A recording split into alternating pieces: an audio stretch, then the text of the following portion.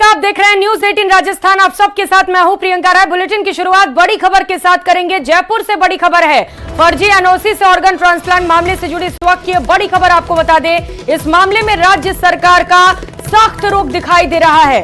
उच्च पदस्थ सूत्रों के हवाले से इस वक्त की बड़ी खबर आपको बता रहे हैं। आरयूएचएस-वीसी द्वारा इस्तीफा नहीं देने पर कार्रवाई की जाएगी। राज्य सरकार बर्खास्त करने तक की कार्रवाई कर सकती है। सूत्रों के हवाले से इस वक्त की सबसे बड़ी खबर आपको बता रहे हैं। एसएमएस अस्पताल अधीक्षक डॉक्टर अचल शर्मा ने इस्तीफा दिया है।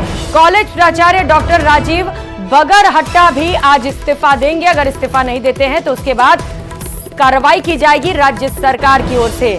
तो आरयूएचएस के वीसी द्वारा इस्तीफा नहीं देने पर राज्य सरकार इस पर कार्रवाई करेगी। उच्च पदस्थ सूत्रों के हवाले से इस वक्त ये सबसे बड़ी खबर आपको बता रहे हैं, जहां पर फर्जी एनओसी से ऑर्गन ट्रांसप्लांट मामले को लेकर लगातार कार्रवाई जारी है, जांच जारी है, पूछताछ जारी है और इसमें कई बड़े खुलासे भी होते चले जा रहे हैं, कई गिरफ्तारियां भी की जा रही है। सहयोगी सौरभ गृहस्थी इस वक्त सीधे हमारे साथ जुड़ चुके हैं। सौरभ, क्या अपडेट मिल पा रहा है ऑर्गन ट्रांसप्लांट मामले को लेकर?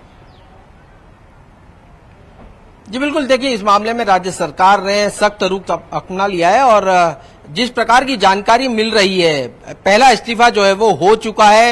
एसएमएस अस्पताल के अधीक्षक डॉक्टर अचल शर्मा का इस्तीफा हो चुका है, ये इस वक्त की बड़ी खबर है। दूसरी बड़ी जानकारी जो मिल रही है वो ये है कि एसएमएस मेडिकल कॉलेज के प्राचार्य डॉक्टर राजीव बगरहट्टा आज इस्तीफा दे सकते हैं। अब ये इस्तीफा कब तक जो है वो राज्य सरकार पर पहुंचता है ये देखने वाली बात होगी, लेकिन ये जानकारी मिल रही है कि उनका इस्तीफा जो है वो आज हो जाएगा। इसके अलावा आरयूएचएस के वीसी डॉक्टर सुधीर भंडारी, क्योंकि सोटो के वो लगातार मुखिया जो है वो बने रहे, इस कारण से इस मामले में राज्य सरकार ने सख्त रुख अपनाया कि वो मेडिकल कॉलेज के प्रिंसिपल से रिटायर्ड होने के बाद भी सोटो के पद पर जो है वो लगातार बने रहे और लगातार गतिविधियां जो है वो संचालित करते रहे। राज्य सरकार ने उनसे इस्तीफा मांग लिया है, लेकिन राज्य सरकार का ये भी रुख है कि अगर वो इस्तीफा नहीं देते हैं तो उन्हें बर्खास्त करने तक की कार्रवाई को अमल में लाया जा सकता है। तो ये इस वक्त की बड़ी खबर है कि राज्य सरकार अब किसी भी तरह से जो है वो इस मामले में कोताही नहीं बरतना चाहती और जिस प्रकार के डॉक्यूमेंट्स पिछले 2020 से लगातार सरकार जो जांच कर रही थी, उसके बाद जो डॉक्यूमेंट सरकार के हाथ में लगे, उसके बाद कई तरह की लापरवाहियां जो है वो सरकार के सामने आई। जिस प्रकार की जानकारियां मिल रही हैं कि इस मामले में राज्य सरकार की तरफ से भी प्रेस कॉन्फ्रेंस हो सकती है और इस मामले में ये जानकारी जो है वो मीडिया से अवगत कराई जा सकती है कि किस प्रकार का झोल जो है वो इस पूरे मामले को लेकर चल रहा था। मंत्री गजेंद्र सिंह खींवसर से हमारी बातचीत हुई, उनका भी ये साफ तौर पर कहना था कि 2020 से लगातार जो है वो इस पद पर जो है वो बने हुए थे और कई तरह की लापरवाहियां जो है वो सामने आई है। ऐसे में अगर सुधीर भंडारी इस्तीफा नहीं देते हैं तो बर्खास्त करने तक की कार्रवाई भी हो सकती है। तो यह बहुत बड़ा अपडेट न्यूज 18 राजस्थान पर इस वक्त का है कि अब सरकार जो है वो पीछे मुड़कर देखना नहीं चाहती और इस मामले में सख्त एक्शन जो है वो हो सकता है। जी बिल्कुल, राज्य सरकार इस पूरे मामले को लेकर सख्त है और साफ तौर पर कार्रवाइयां भी लगातार जारी है। जिस तरीके से कई बड़े खुलासे होते चले जा रहे हैं, कई नाम भी लगातार इस पूरे प्रकरण में सामने आ रहे हैं। सौरभ, कुछ और मामले सामने आए हैं क्या? कुछ और लोगों के नाम उजागर हुए हैं क्या, या कुछ लिस्ट तैयार हुई है लोगों की जिन्हें लेकर जांच की आज पहुंच सकती है उन तक?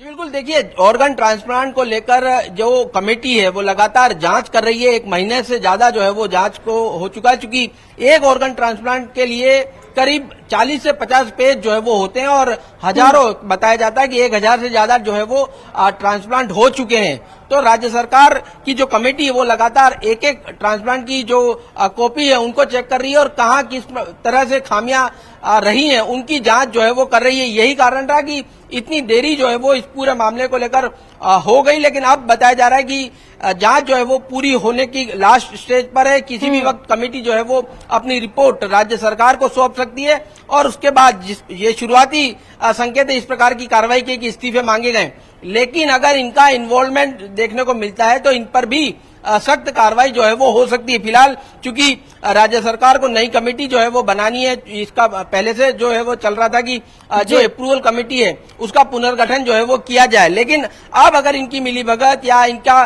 कुछ भी इन्वॉल्वमेंट मिलता है तो और सख्त कार्रवाई जो है वो राज्य सरकार की तरफ से हो सकती है। चूंकि ये शुरुआती फेज है, इसलिए से इन तीनों से जो है वो इस्तीफे मांगे गए हैं। बिल्कुल, रिपोर्ट जब सामने आएगी तो उसके बाद पता चल सकेगा कि और कौन कौन लोग इनमें शामिल है जिनके खिलाफ और कार्रवाई की जा सकती है, क्योंकि विदेशी कनेक्शन भी सामने आया है सौरभ। ऐसे में क्या विदेशों में भी कार्रवाई को लेकर योजनाएं बनाई जा रही हैं टीम की ओर से? जी बिल्कुल, देखिए जो शुरुआती जानकारी सामने आई उसमें करीब 170 ऐसे लोग हैं जिनके ट्रांसप्लांट हुए हैं और वो बाहरी हैं, यानी विदेशी हैं। चाहे बात बांग्लादेश की हो, नेपाल की हो, कंबोडिया की हो, इस प्रकार के देश के लोग जो है वो यहाँ पर आकर ट्रांसप्लांट करा रहे थे और इसमें निजी अस्पतालों की भूमिका जो है वो संदिग्ध पाई गई थी। तो अब राज्य सरकार ये कोशिश कर रही है, जानने की कोशिश की जा रही है कि कौन कौन इसमें मिला हुआ था। क्या निजी अस्पताल की सिर्फ एक भूमिका है, क्योंकि ये भी देखना होगा कि वो लोग इंडिया के बिल्कुल सौरभ, अभी कई सारी जांचें जारी भी हैं और की भी जानी है, तभी और भी खुलासे भी होंगे।